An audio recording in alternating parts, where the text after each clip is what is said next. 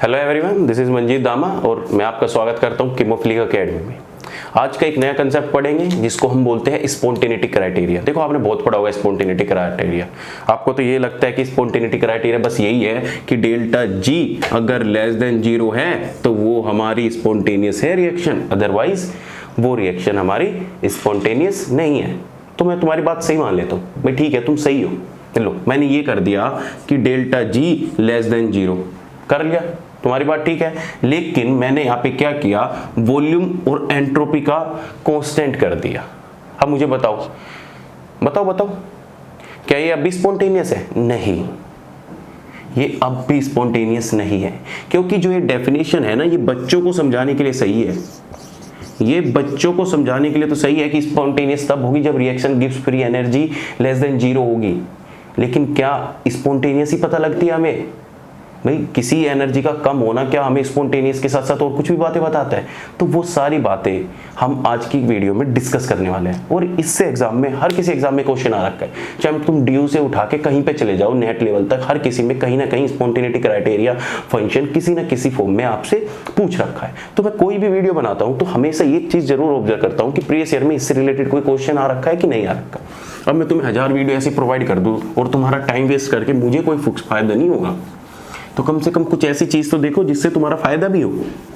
ठीक है, चलिए तो अब बताते हैं कि स्पॉन्टेनिटी क्राइटेरिया क्या होता है। स्पॉन्टेनिटी क्राइटेरिया बहुत बच्चों को पता भी होगा। देखो स्पॉन्टेनिटी क्राइटेरिया, अब देखो सिंपल सा, तुम्हें कुछ नहीं करना। मैं बोलता हूं कि कोई रिएक्शन स्पॉन्टेनियस है तो उसका मतलब क्या है। देखो क्या मतलब है उसका। सपोज करो कि A+ B रिएक्शन है और वो हमारा प्रोडक्ट बना रही है C। सिंपल बात है। अब देखो ध्यान से, अगर मैं इस रिएक्शन को बोलता हूं कि ये रिएक्शन स्पॉन्टेनियस है तो इसके लिए gives free energy G less than 0 होगी। भाई तभी तो ये रिएक्शन स्पॉन्टेनियस होगी। होगी कि नहीं होगी? बोलो, होगी। अब स्पॉन्टेनियस होने से मतलब ये है कि ये स्पॉन्टेनियस है। जो ये प्रोडक्ट फॉर्मेशन बना है ना C, ये जो प्रोडक्ट फॉर्मेशन बना है ये रिएक्टेंट से ज्यादा स्टेबल है। ये क्या है? रिएक्टेंट से ज्यादा स्टेबल है। और ये स्टेबल क्यों है? क्योंकि रिएक्शन की जो डायरेक्शन है वो फॉरवर्ड डायरेक्शन में है। इससे हमें एक दूसरी बात भी पता लगी स्पॉन्टेनिटी से, कि जो हमारी रिएक्शन की डायरेक्शन है, क्या भाई, जो रिएक्शन की डायरेक्शन है वो हमारी किस में है? फॉरवर्ड डायरेक्शन में है। क्या है? फॉरवर्ड डायरेक्शन में है कि नहीं है? भाई तभी तो हम बोल देंगे कि डेल्टा जी लेस देन 0 है। अब तुम रिएक्शन को चला रहे हो बैकवर्ड में और तुम बोल रहे हो वो स्पॉन्टेनियस है। कहाँ है कि भाई वो स्पॉन्टेनियस है? नहीं, कहाँ है कि स्पॉन्टेनियस है वो? मुझे बताओ भाई, कोई स्पॉन्टेनिटी या कि स्पॉन्टेनिटी कैसे पता लगोगे? अब तुम्हारे पास कोई एनर्जी प्रोफाइल डायग्राम है कुछ इस तरीके का, ठीक है, और तुमने यहां से स्टार्ट किया। ये लो, हमेशा क्या होता है किसी रिएक्शन में, जब भी कोई रिएक्शन होगी तो उसमें ये रिएक्टेंट होगा, ये प्रोडक्ट होगा, और प्रोडक्ट फॉर्मेशन होने के लिए जो ये एनर्जी है ये लेस होनी चाहिए। मतलब कि जो प्रोडक्ट की एनर्जी है वो बहुत ही कम होनी चाहिए रिएक्टेंट से। तो ये हमारा जो प्रोडक्ट होगा स्टेबल होगा, अदरवाइज वो स्टेबल नहीं होगा। भाई सिंपल सी बात है कि अगर प्रोडक्ट की एनर्जी ज्यादा होती रिएक्टेंट से तो फिर वो प्रोडक्ट बनना क्यों प्रीफर करता? वो तो सिंपल सा रिएक्टेंट में रहना प्रीफर करता। यही तो कहानी होती है कि अगर मैं बोल दूं डेल्टा जी ग्रेटर देन 0 तो इसका मतलब रिएक्शन नॉन स्पॉन्टेनियस है। क्या रिएक्शन? नॉन स्पॉन्टेनियस है। अब नॉन स्पॉन्टेनियस का मतलब ये हो गया ना कि ए और बी जो ये रिएक्टेंट है कि ये रिएक्शन है फॉरवर्ड डायरेक्शन जाने की बजाय ए और बी में रहना ज्यादा पसंद करती है, इसलिए रिएक्शन नॉन स्पॉन्टेनियस है। इसी के साथ इसकी डायरेक्शन भी क्या हो जाएगी? Backward direction. डायरेक्शन भी क्या हो जाएगी? बैकवर्ड डायरेक्शन हो जाएगी कि नहीं? बोलो। अब ऐसे बहुत सारे पैरामीटर होते हैं जिसमें हम रिएक्शन की डायरेक्शन, उसकी स्पॉन्टेनिटी बहुत तरीकों से निकाल सकते हैं। उसके लिए जरूरी नहीं है कि गिव्स फ्री एनर्जी ही लेस देन होनी चाहिए, नहीं। उसके लिए ये जरूरी है कि जितने भी हमारी थर्मोडायनेमिक पोटेंशियल है, थर्मोडायनेमिक पोटेंशियल बोले तो क्या क्या होती है? G, H, U, A, इन सब का जो चेंज है वो लेस देन इक्वल टू 0 होना चाहिए। Less than equal to 0। कैसे? लेस देन इक्वल टू क्यों आ रहा है? देखो तुम्हें पता है कि अगर डेल्टा जी इक्वल टू 0 हो जाता है तो इसका मतलब क्या होता है कि एक इक्विलिब्रियम कंडीशन आ चुकी है, मतलब रिएक्शन का रेट फॉरवर्ड और बैकवर्ड डायरेक्शन में दोनों तरफ सेम हो चुका है। जितना वो प्रोडक्ट में ज्यादा स्टेबल होता था इतना ही वो रिएक्टेंट में भी ज्यादा स्टेबल होने लग गया, तो दोनों की स्टेबिलिटी कॉम्प्रोमाइज हो गई, दोनों की दोनों एक सेम प्लेन में आ गए, तो उसे हम क्या बोल देते हैं? Gibbs free energy. तो जो ये जो साइन है ये इरिवर्सिबल रिएक्शन के लिए शो होता है। किसके लिए? इरिवर्सिबल रिएक्शन के लिए। और जो इक्वल टू का साइन है ये हमारा रिवर्सिबल रिएक्शन के लिए शो होता है। बताओ बात क्लियर है? तो सिंपल सी बात यह है कि हमें कभी भी किसी रिएक्शन को फॉरवर्ड डायरेक्शन में ले जाने के लिए हमें एनर्जी को कम करना पड़ेगा, उस एनर्जी को लेस करना पड़ेगा, तभी हमारा प्रोडक्ट क्या रहेगा? स्टेबल रहेगा। भाई देखो जितना इस दुनिया में तुम अपने ऊपर अप्लाई करके देखो, तुम कैसे स्पॉन्टेनियस हो। अगर सपोज करो तुम्हारी एनर्जी हाई होती, तो तुम्हारी एनर्जी हाई होती ना तो तुम किसी की सुनते नहीं, कोई तुम्हें एक बार तू मैं कर देता तुम तुरंत उसे पेल देते। लेकिन अगर तुम्हारी एनर्जी लो है, तुम ग्राउंड स्टेट में हो, वो तुम्हें कुछ भी बोले तुम्हें घंटा फर्क नहीं पड़ा, क्योंकि तुम स्टेबल हो, तुम्हें फर्क नहीं पड़ रहा आसपास से कौन जा रहा है। मानते हो ना? तो उसी को स्टेबिलिटी बोलते हैं कि जितने तुम्हारे पास लेस एनर्जी होगी उसी को स्टेबिलिटी बोलेंगे। ये नहीं कि तुम्हारे पास अंडरटेकर जितनी एनर्जी आ गई और तुम तो हाईली स्टेबल हो गए, वो उसे स्टेबिलिटी नहीं बोलते। अब अंडरटेकर से सब डरते, लगाओ हाथ, पूछो तो एक बार जाके। तो वही कहानी होती है स्पॉन्टेनिटी की भी, सिंपल है। चलो अब मैं बताता हूं कि थर्मोडायनेमिक की फॉर्म में किस किस तरीके से हम स्पॉन्टेनिटी को डिफाइन कर सकते हैं और कैसे कैसे क्वेश्चन इस पोर्शन से आ रखे हैं। देखो ये 15 मिनट सो है, 15 मिनट में तुम्हें एक कंसेप्ट ऐसे झटपट क्लियर हो जाता है। तुम चाहे इनके नोट्स बनाओ या ना बनाओ कोई फर्क नहीं पड़ता, जिसने पढ़ रखा है उसको रिवाइज हो जाता है और जिसने नहीं पढ़ रखा उसे ये चीजें पता लग जाती है। सिंपल है। देखिए तो हमें कुछ नहीं करना, इन सब के लिए जो मैंने तुम्हें सिखा रखा है बहुत पहले से ही, क्या सिखा रखा है? बस ये बॉक्स मैजिक बॉक्स है, तो ये तो क्या है? मैजिक बॉक्स है। इससे तो सारी पता लगती है, इसी को मैक्सवेल बॉक्स भी कहते हैं। अब देखो कुछ नहीं करना तुम्हें, सिंपल सा अपना रूल लगाओ। क्या रूल लगाओगे? वही सत्य प्रकाश वाला। लो सत्य प्रकाश, या तो तुम कर लो टायर्ड वेरी मच, या फिर सत्य प्रकाश वेरी टायर्ड, किसी भी तरीके से कर लो, कोई फर्क नहीं पड़ता। हे गॉड अभी उठा ले। अब देखो जितनी भी कॉर्नर पे है वो सारे के सारे वेरिएबल है और इन्हीं को ही हम थर्मोडायनेमिक वेरिएबल बोलते हैं। ये ऐसा क्वेश्चन भी एग्जाम में आ चुका है कि थर्मोडायनेमिक पैरामीटर या उनको वेरिएबल। तो थर्मोडायनेमिक पैरामीटर वेरिएबल क्या होते हैं? एंट्रोपी भी होती है, टेम्परेचर भी होता है, वॉल्यूम भी होता है और प्रेशर भी होता है। ठीक है, उसके साथ ही थर्मोडायनेमिक पोटेंशियल जितनी भी मिडल में लिखी है, देखो जिनके ऊपर मैंने ये साइन लगा रखा है एरो का, ये लगाया तुम्हें दिखाने के लिए, ये GHU, इनको बोलते हैं थर्मोडायनेमिक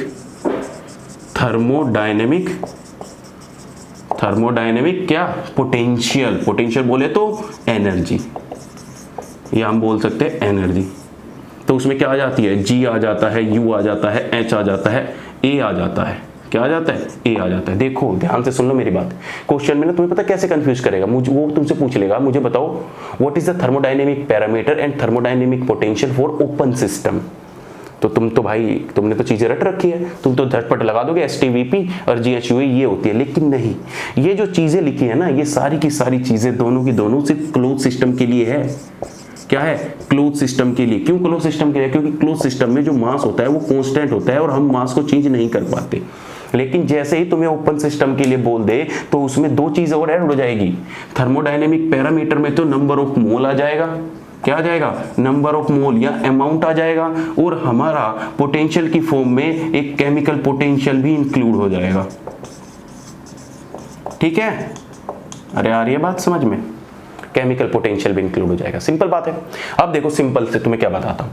अब तुम्हें क्या करना है, किसी रिएक्शन की स्पॉन्टेनिटी पता करनी है। सबसे पहले तुम्हें पता है कि एनर्जी की फॉर्म में हम किसी भी रिएक्शन की स्पॉन्टेनिटी पता कर सकते हैं। तो कभी भी कोई रिएक्शन दे रखी हो तो उसके लिए थर्मोडायनेमिक पोटेंशियल, या मैं कहूं डेल्टा ई अगर लेस देन 0 है तो वो हमारी क्या होगी? स्पॉन्टेनियस रिएक्शन होगी। तो उसके लिए delta G less than 0, delta H less than 0, delta A less than 0, delta U less than 0। तो एक तो ये हो गया हमारा, ठीक है। दूसरा हमारा क्या हो गया? दूसरा, अब देखो अगर मैं और ज्यादा स्पेसिफिक करूं कि जो हमारी गिब्स फ्री एनर्जी होती है वो भी पर्टिकुलर किसी वेरिएबल की कांस्टेंट की प्रेजेंस में हमें स्पॉन्टेनियस रिएक्शन दिखाती है। भाई लैब में ये जरूरी देखो, हम स्पॉन्टेनियस रिएक्शन देख रहे हैं लेकिन हम हर चीज को वेरी करके देख रहे हैं। हम क्या कर रहे हैं, हम रिएक्शन भी करा रहे हैं, उसके साथ टेम्परेचर, प्रेशर, वॉल्यूम, एंट्रोपी सब चीज चेंज कर रहे हैं। तो वो रिएक्शन बोलेगी पागल काट रहे हो क्या मेरा, तुम्हें स्पॉन्टेनिटी भी चाहिए, अपने अकॉर्डिंग चल रहे हो, भाई कुछ तो कांस्टेंट रख, कुछ तो चीजें कंट्रोल में रख, सारी चीज आउटर अनकंट्रोल कर रखी है तूने। तो यही चीज होती है कि जो गिब्स फ्री एनर्जी होती है या जितनी भी ये पोटेंशियल टर्म होती है ये कुछ ना कुछ वेरिएबल के ऊपर वेरी करती है, कुछ ना कुछ वेरिएबल कांस्टेंट रहेगा तभी ये हमारी स्पॉन्टेनियस होगी। तो मैं बताता हूं कैसे। कुछ नहीं करना, सिंपल से याद रखो, अगर तुम्हें एच की फॉर्म में लिखना है कि ये स्पॉन्टेनियस है या नहीं है तो कुछ नहीं करना, साइड में देखो क्या है प्रेशर और इधर साइड में क्या है एंट्रोपी। इस जी के इधर साइड में क्या है प्रेशर, इस जी के क्या है टी, इस ए के साइड में क्या है टी और इस साइड में क्या है वॉल्यूम, और यू के उसका है एंट्रोपी और इधर क्या है वॉल्यूम। अब देखो कुछ नहीं करना, अगर हम गिब्स फ्री एनर्जी की फॉर्म में लिखना चाहे कि ये स्पॉन्टेनियस है तो हमें कौन से वेरिएबल कांस्टेंट रखने पड़ेंगे। देखो गिब्स फ्री एनर्जी की बगल में क्या है प्रेशर और टेम्परेचर, तो हम क्या कर देंगे delta G less than equal to 0 but किस पे, at constant pressure and temperature. ठीक है, तो पहला हो गया। ऐसे ही अगर हम दूसरा लिखना चाहे, दूसरा किसकी फॉर्म में, अगर ए की फॉर्म में लिखना चाहे तो हम क्या बोल देंगे delta A less than equal to 0, लेकिन किसकी प्रेजेंस पे, किसकी कांस्टेंट की प्रेजेंस पे, वॉल्यूम और टेम्परेचर, या इनको बोल देते हैं वॉल्यूम टेम्परेचर फंक्शन है हेल्महोल्ट्ज फंक्शन का और प्रेशर टेम्परेचर फंक्शन है किसका, ये गिब्स फ्री एनर्जी फंक्शन है किसका, प्रेशर टेम्परेचर का, क्योंकि ये सब चीजें क्या है कांस्टेंट है। अब चलिए तीसरी चीज बताते हैं। तीसरा इंटरनल एनर्जी की फॉर्म में लिखे तो इंटरनल एनर्जी भी लेस देन 0 होगी। इसके केस में क्या होगा, वॉल्यूम और एंट्रोपी ये कांस्टेंट होगी। फोर्थ की बात करें तो फोर्थ पे क्या आ जाएगा डेल्टा एच भी लेस देन 0 और हमारा क्या हो जाएगा, बगल में कौन है एस और पी। बताओ बात क्लियर है। तो ये हमने लिखा पोटेंशियल की फॉर्म में। चलो सिंपल है, क्वेश्चन हो गया, बहुत सारे सीयू सेट में भी, एच में, हर जगह इनसे क्वेश्चन आते हैं।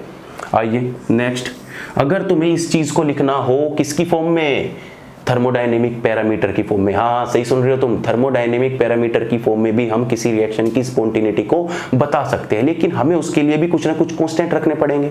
अब वो कांस्टेंट क्या होते हैं, ध्यान से देखो, ये जो वेरिएबल है एस, इस एस की बगल में देखो इधर क्या है, एस की बगल में दोनों तरफ देखो, एस की बगल में इधर एंथैल्पी है और इधर क्या है प्रेशर है, एस की बगल में इधर इंटरनल एनर्जी है और इधर वॉल्यूम है। बिल्कुल सही समझ रहे हो तुम जो बात पकड़ रहे हो कि एस की फॉर्म में हम दो स्पॉन्टेनिटी क्राइटेरिया बता सकते हैं कि कब, जब हमारी एस ग्रेटर देन क्या होगी, देखो जब हमारी एस ग्रेटर देन क्या होगी 0 होगी, किस पे, एट कांस्टेंट एच और पी, और या एंड बोल सकते हो, और डेल्टा एस ग्रेटर देन 0 होगी किस पे, इंटरनल एनर्जी पे और वॉल्यूम पे, तो हमारा वो क्या होगा, स्पॉन्टेनिटी क्राइटेरिया होगा। ठीक है, ऊपर वाला रफ कर देता हूं एक बार, ये सब चीजें तुमने पढ़ चुके। ठीक है, अब तुम ये कहोगे कि सर एंट्रोपी कैसे आपने ग्रेटर देन कर दी, क्योंकि तुम्हें पता है इस सिस्टम में जो भी है सराउंडिंग में है वो सारी चीज एंट्रोपी को इंक्रीज ही कर रही है। तो किसी सिस्टम को स्टेबल होने के लिए एंट्रोपी को ज्यादा होना जरूरी है। तुम देख लो ये सिस्टम है, हम कोई भी सिस्टम लेते हैं उससे कुछ ना कुछ एनर्जी अगर रिलीज होती है वो सराउंडिंग में जाती है, और सराउंडिंग से एनर्जी कहाँ जाएगी, कहीं भी नहीं जाएगी, तो वो सारी की सारी एंट्रोपी फॉर्म में इंक्रीज होती जा रही है। तभी तो बोल रहे हैं कि हमारा जो यूनिवर्स है वो एक्सपेंड करता रहता है। क्यों, क्योंकि जितनी भी एनर्जी है सब इसमें चली जाती है और एंट्रोपी कंटिन्यूअसली इंक्रीज होती चली जाती है। बात समझ रहे हो। अगर सपोज करो कि अगर हमारा यूनिवर्स क्या होता, एक नॉन स्पॉन्टेनियस प्रोसेस होता, तो उसमें एंट्रोपी डिक्रीज होती, और डिक्रीज होती तो हमारा यूनिवर्स एक्सपेंड करने की बजाय कंप्रेस होता, ना कि एक्सपेंड करता। Clear my point. अब देखो आगे, तो एंट्रोपी की फॉर्म में हम दो उसमें लिख सकते हैं कि या तो हम ये रख ले या लिख ले। ऐसे ही हम प्रेशर की फॉर्म में भी लिख सकते हैं, ये पहला हो गया। ऐसे ही हम प्रेशर की फॉर्म में भी लिख सकते हैं कि अगर हमारा delta P greater than equal to 0 होगा, लेकिन अब पी के लिए क्या देखो, इधर देखो जी है और इधर टी कांस्टेंट रख लेंगे, एक बार एच और एस कांस्टेंट रख लेंगे। बिल्कुल सही, जी और टी कांस्टेंट पे भी हो सकता है, और हमारा डेल्टा पी जब ग्रेटर देन क्या हो जाएगा, किस पे, एच और एस पे हो जाएगा, तब भी हमारा स्पॉन्टेनियस हो सकता है। बस तुम्हें याद रखना है कि जो सत्य प्रकाश है उनके लिए एंट्रोपी क्राइटेरिया ग्रेटर देन 0 है, बाकी सब के लिए लेस देन 0 है। अब हम टेम्परेचर की फॉर्म में भी लिख सकते हैं लिख सकते हैं ना भाई। तो कुछ नहीं करना, डेल्टा टी लेस देन 0 करो और टी की बगल में कौन है, एक बार तो जी है, पी है, और दूसरी बार हमारा क्या है डेल्टा टी की बगल में, देखो इधर ए है और वॉल्यूम है, तो ये भी क्या हो जाएगा लेस देन 0।